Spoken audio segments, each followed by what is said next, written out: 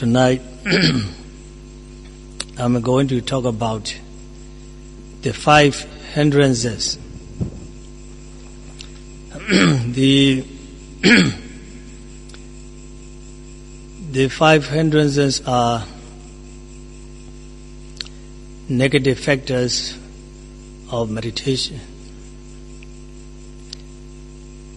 So, you should know these 5 hindrances. If you know, you can overcome. Otherwise, you may not know how to overcome them. That is why we are going to learn tonight the 5 hindrances. Whatever you do, you will find that you have some hindrances or some obstacles to overcome. So if you have some obstacles or hindrances, you cannot easily achieve your goal. So nobody can escape from these hindrances. You will find one or the other. So those who can overcome these hindrances or obstacles can reach their destination. Otherwise, you will be blocked by these hindrances.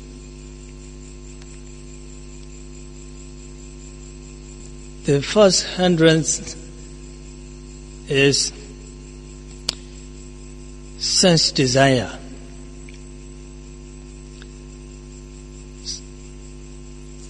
The desire for visions, desire for sounds. There are many desires. So anyone can the obstacles to our meditation. As a meditator, you may have a lot of expectations from this practice. At least you want to have a good concentration. But some yogis have more than that.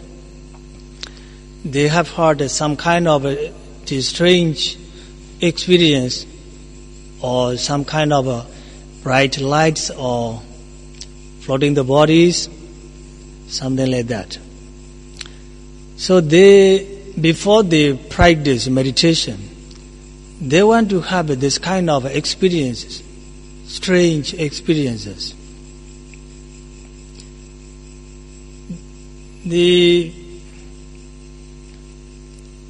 Before you practice meditation, if you have the good motivation, that's still good, because this motivation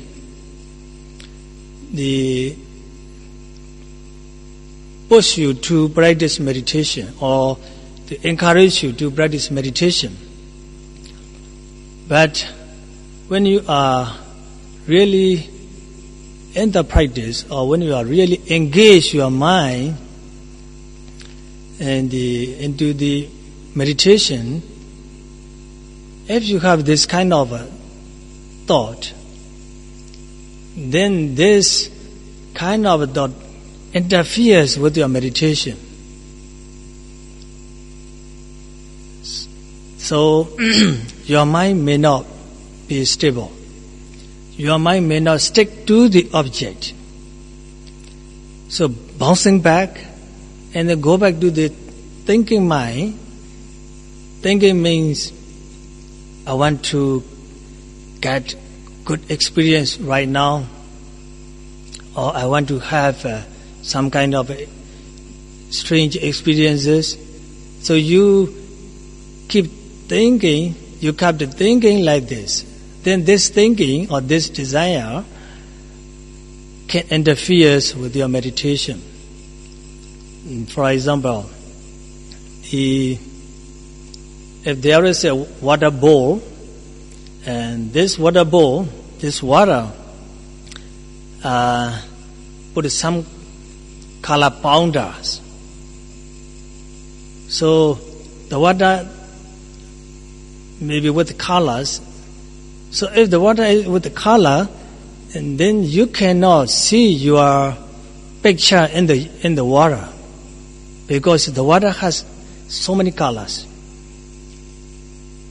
In the same way, your mind has so many expectations or so many desires, then this may interfere with your meditation. So once, when they come into your mind, or when they arise in your mind, then you have to note it until they disappear. This is the only thing you have to do. So the first hindrance is sense desire. The second hindrance is ill will. Ill will here means the hatred, anger, also the fear, disappointment, depressed. These are all called the ill will. One of them come up in your mind, it easily interfere with your meditation.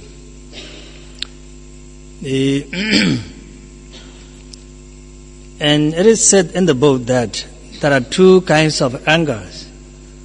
One is I would say positive anger, and the other one is a negative anger. The positive anger is very rough, very violent. And negative anger is fear, and you lost your mind and frightened, depression, and your mind is not that strong. So when they come up, your mind becomes shaken, and then you cannot focus your mind on the meditation object. It's just like a water which is boiling, and so the water is boiling, then we cannot see our picture in the water because the water is boiling. In the same way, if we have any kind of anger, our mind is like boiling. So with the shaking all the time, physically and mentally. So you cannot totally focus your mind on the object. So very, very difficult to focus your mind on the object. So when they come up, all you have to do is, as I said before, just calmly watch and then note it until they disappear. So if you can note it, and the anger will disappear. But if you cannot note them, then the anger will continue. So you have to know that as long as the anger exists in your mind, you cannot hope to make any progress your meditation.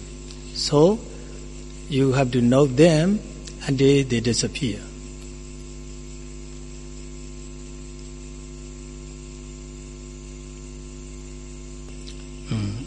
I use the wrong word. I have to use active anger and passive anger. Active anger is violent, like explosion, difficult to control. The passive anger is like a fearing, the negative feeling. Next one is, all of you know that sloth and torpor. That's a sleepiness. So everybody, without exception, I think maybe except the Buddha have this kind of experience.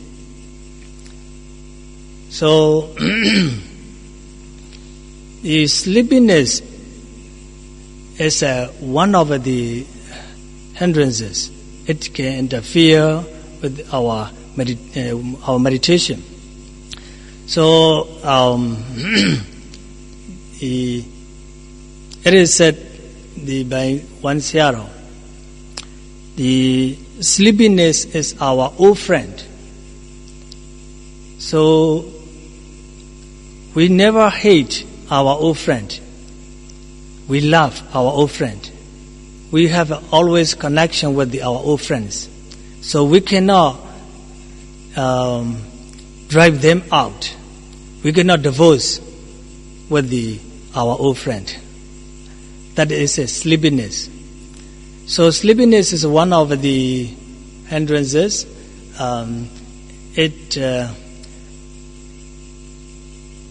If the sleepiness too much, then you cannot do anything. Not only meditation, you can't do anything. So we have to fight back with the sleepiness. Otherwise, you are wasting your time, your valuable time. So when the sleepiness comes to you, then your mind is not clear. Just as the water with mixed with the small pieces of leaves or rotten leaves. So if the water is mixed with the small pieces of leaves, then the water will become dark. So when you look at your shadow in the water, you can see, because the water is already dark.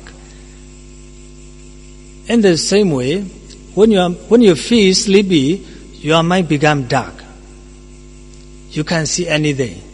You can't see any kind of the meditation object.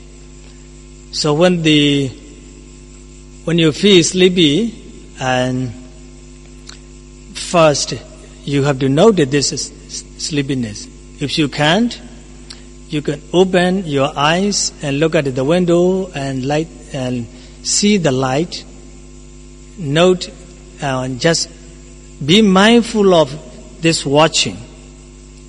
You send your mind far away, and then look at the light through the window, and then be mindful of this light, and then watching or seeing until you feel clear your mind.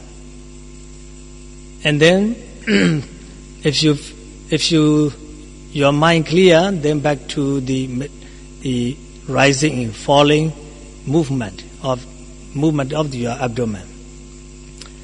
So the sleepy is one of the hindrances. You have to note it until they disappear. Otherwise, you are wasting your time.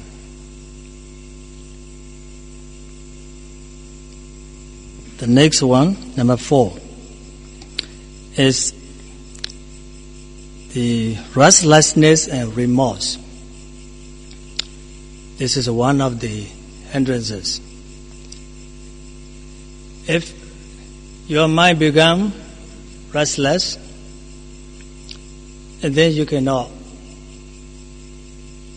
watch the meditation object. You cannot pay your attention to the object. Likewise, if you feel remorse, then you cannot focus your mind on the meditation object. When they come up, then your mind is like the water in the bowl, shaking water in the bowl.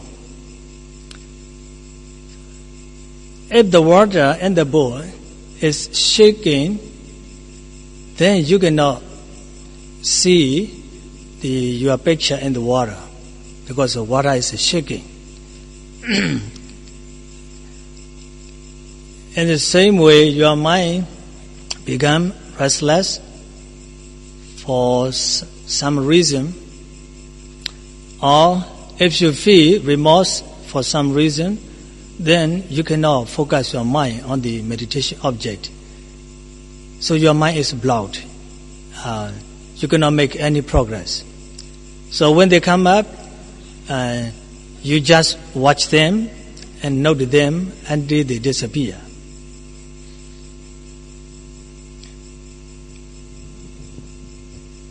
The last one is doubt. So the doubt can hinder your meditation, or the doubt can interfere with your meditation. So any kind of doubt can interfere with your meditation. Especially here, the doubt about the Buddha, his teaching, his noble disciples, also his method. If you have such kind of the doubt, this will hinder your progress. This can block your meditation, the progress. So when the doubt comes up, then you just watch it, note it, and they disappear. By doing so, you can overcome the doubt.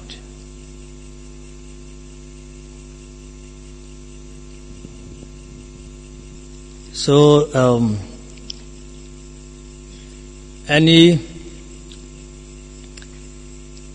the hindrance can interfere. But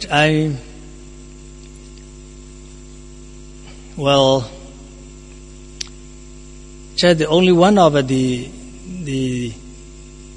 story. That is maybe in the time of the Buddha or after the Buddha time. There was a hunter. His name was Milekha. So since he was young, the livelihood was the hunting. So he hunted for more than 50 years. One day, he went to forest to check the traps, whether they are, they caught any kind of animals. So when he went to the forest, he chewed the dried meat, which may be a little bit salty. So chewing the meat, and he went to forest together with his dogs. So the time maybe the April or May, which was the hottest month in India. So he checked all the traps, whether it caught the animal. So no trap caught any animal. So he was disappointed. And then he felt thirsty, because the season is at summer. Also he chewed the salty meat. So he felt thirsty. He didn't bring drinking water with him. So he searched for the stream or small creek. All the streams and all the creeks were drying up. There's no water. So he remembered that there was a monastery. So if he goes there, he can get water. So he went to monastery.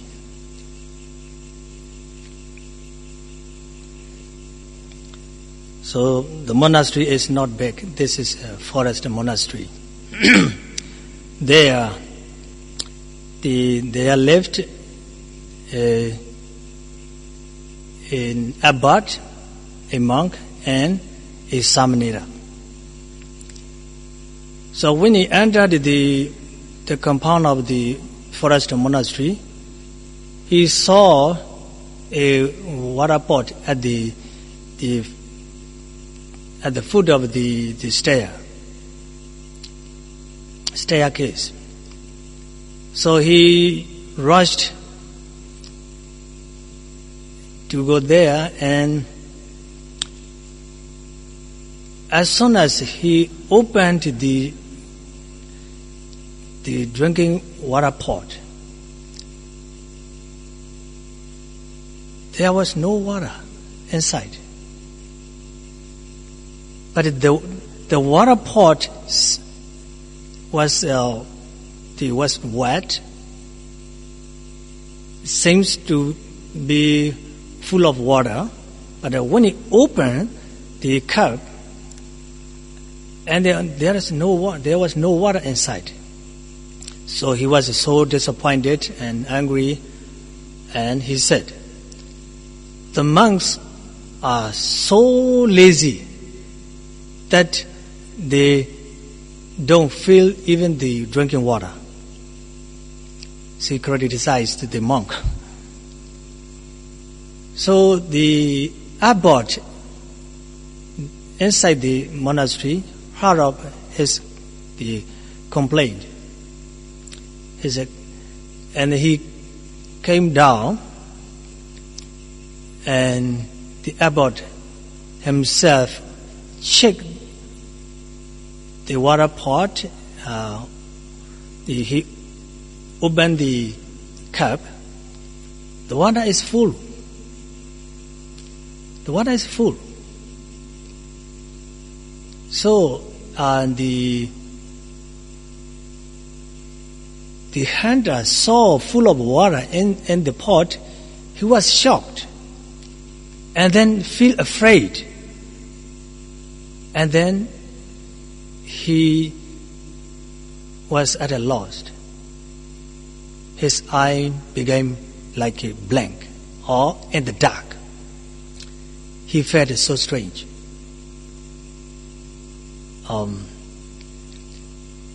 So the abbot took the water and gave it to him, and he was very afraid, and then trembling, unstable. Thinking about it, the water is inside, but when I opened this cup, and the water, there is no water inside. But when the monk opened the cup, the water is full. So maybe there is no water for me in the world, because he tried to remember the reason why I can't see the water, why I can't get the water. So he drank. Also he think about it.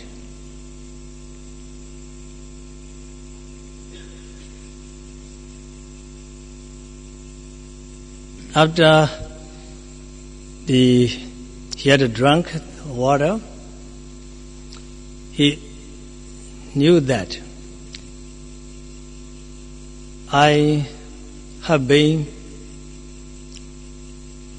hunting for 50 years. So you can imagine how many animals he killed. So many animals he had already killed. So he think that I killed a lot of animals within 50 years. So now I have accumulated a lot of akusala or unwholesome deeds. Now these unwholesome deeds had a lot of power now. I can't get my drinking water here. So my akusala karma or my unwholesome deed hindered, or my unwholesome deeds signaled me now it is to stop my hunting, my career.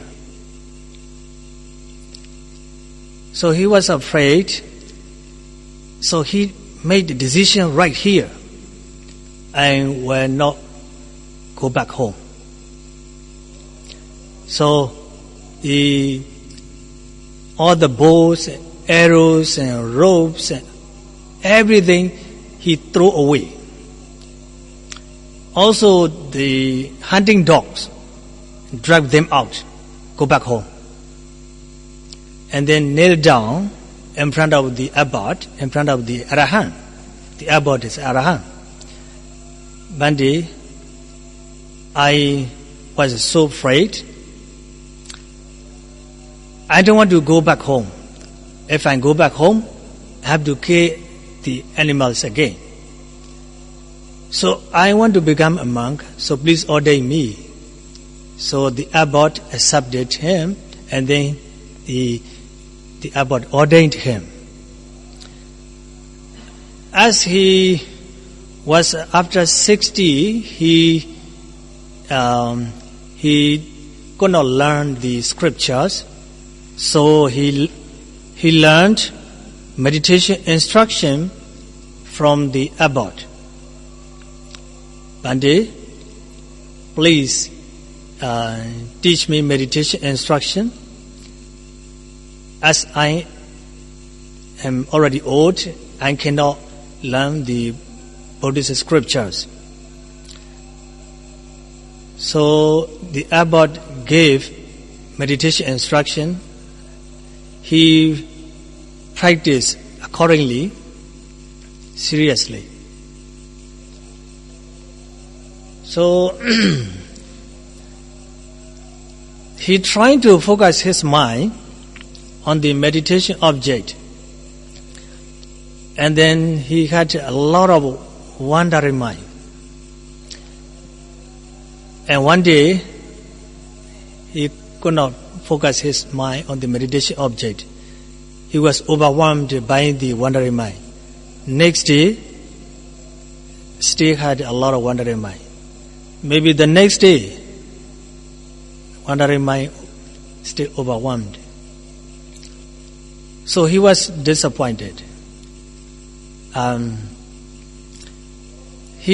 As soon as he tried to focus his mind on the meditation object, there are a lot of noises in his ear.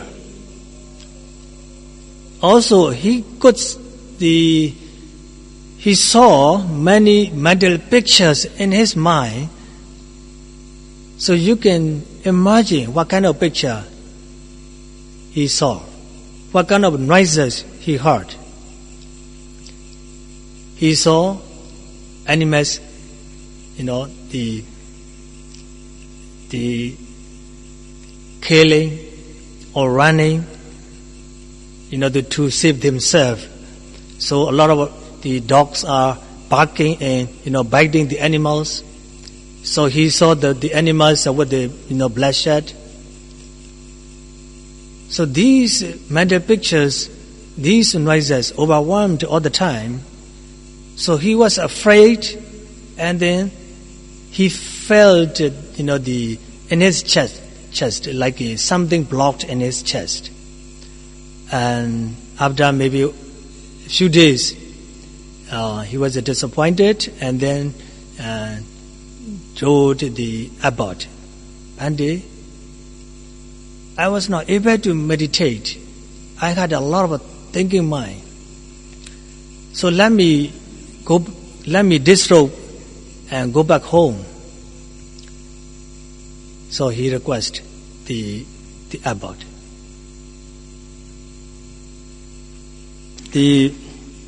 When he requested the abbot to go back home, the abbot was Arahant, so he had a supernormal power. So he told him, if you cannot practice meditation, then you don't need to practice meditation right now. You just do cleaning in the monastery, the compound, like cleaning and the bush, other, the volunteering, filling waters. So one day, the abbot told him to clean the green grass around the monastery. So he cut and collect all the green bushes and green grasses. This heap was huge, a big heap. When he finished the cutting and cleaning, he asked the abbot, Bhante, what do I have to do with these, the bushes? You burn them. So he tried to burn them. He could not do that because all the bushes and branches and grass are green, also wet. He cannot burn them. So Bhante, I'm gonna burn them.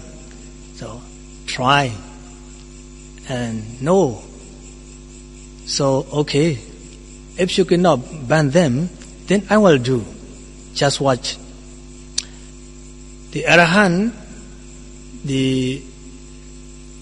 split the earth, and then he took a small piece of the fire from the hell, very small piece fire from the hell, then put it on the heap of the bushes and grass.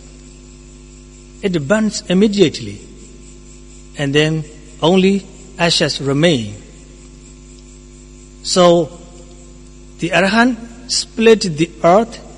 He purposely opened the earth, using his supernormal power. At that time, this bhikkhu saw the fire from the hell. It was very fearful. So, and also, he just took a small amount of fire and then put it onto the big heap of the grass and green bushes. It fires immediately, and then, they change into the ashes. So he was shocked. Bhante, what is it? He asked. Oh, this is hell. Hell? He was surprised. Yes. If you disrobe, if you go back home, and then when you die, you will go there. So he was so frightened. Bhante, I will not disrobe this time. I will practice meditation again. So the Since then, he tried to practice meditation. This time, he used all the energy he had. He practiced seriously. He didn't sleep nighttime. So before midnight, he practiced sitting meditation. And then after midnight, he practiced walking meditation. And then maybe after 2 or 3 hours, after 3 in the morning, and he put his foot into the water pot, water hole, So sit on the ground. He put his 2 legs into the water hole, so he feel cold, and then he didn't want to sleep. So he want to keep his mind awake, so putting his 2 legs into the water hole. And this way, he practiced meditation.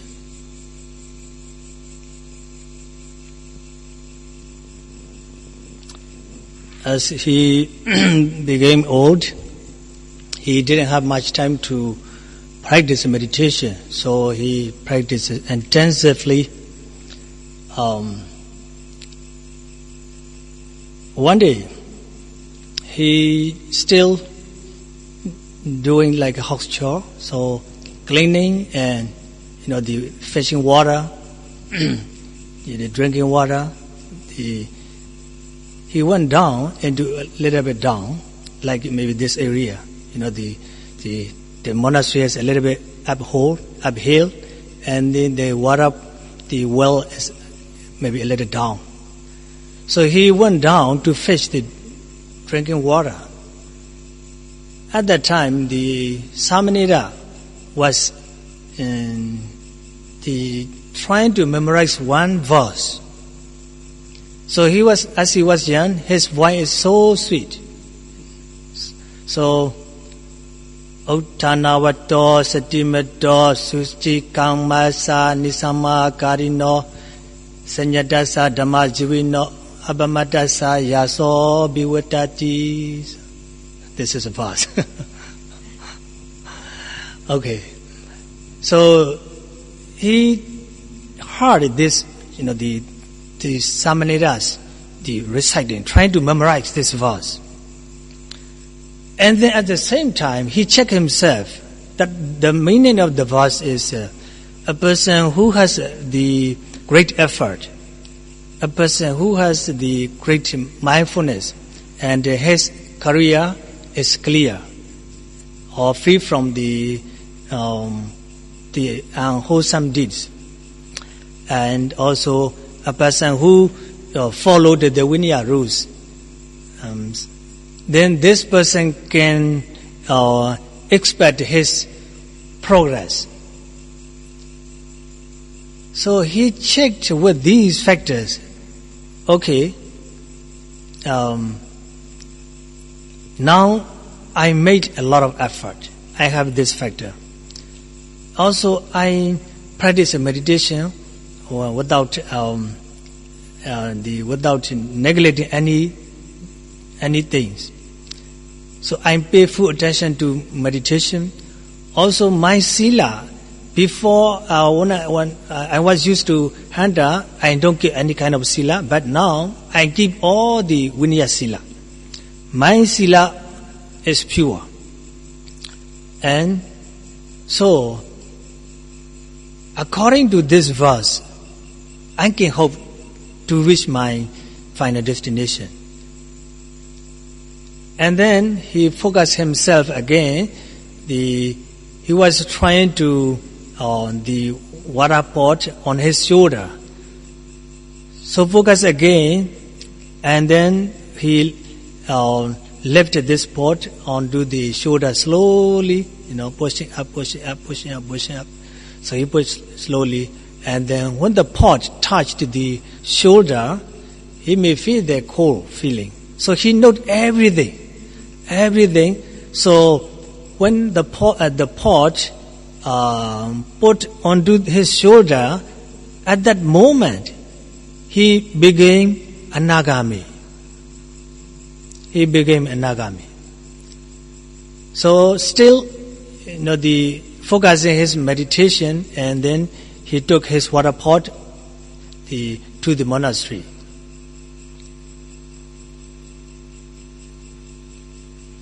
Don't think that his becoming a Nagami was easy. He was so, he practiced so hard, maybe for years, and just cut the story. So, in the beginning, he could not practice meditation because he had a lot of restlessness in his mind. That is the main point. So this restlessness hindered his meditation. And plus, so he felt remorse because he killed a lot of animals.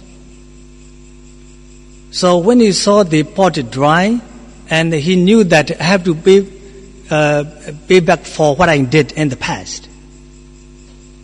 So, this sort of came to him again and again, and then finally spoiled his meditation. So that they hindered his meditation progress. But he didn't give up his meditation practice seriously. Finally, he attained the Anagami. That is, his meditation was so good. So first, Sotapatti, Magga, and then down to the Udaya Paya Jnana, the rising and disappearing, and the knowledge of a rising and disappearing. And then again, up Sakadagami, and then back to this knowledge. And then up again, Anagami, Magga, and then down to that knowledge. So 3 times. But, the mind speed is very, very fast. We can explain, we can write in the book, but in reality, this 3 times is less than like a billion of billion. Very fast. So now he became a Nagami. So don't think that sometimes you may say, oh, I don't have a parami to practice meditation. I may not have parami to do meditation, something like that. So you see here, Mileka was hunter. So he did a lot of akusala, killing a lot for 50 years. What he accumulated was only the akusala karma and wholesome deed. But finally he became a Nagami. So if you try, who knows, you can be, we can be, some of us can be, or maybe at least one can be a Sotapanna or a Nagami or Arahant. Who knows? So I would like to encourage you, don't give up. Just take the example, this Mileka, his name is Mileka. So he finally attained a Nagami. If you take his example, you can be like him. So may all of you be the practice with the great effort. Finally, may you attain Nirvana.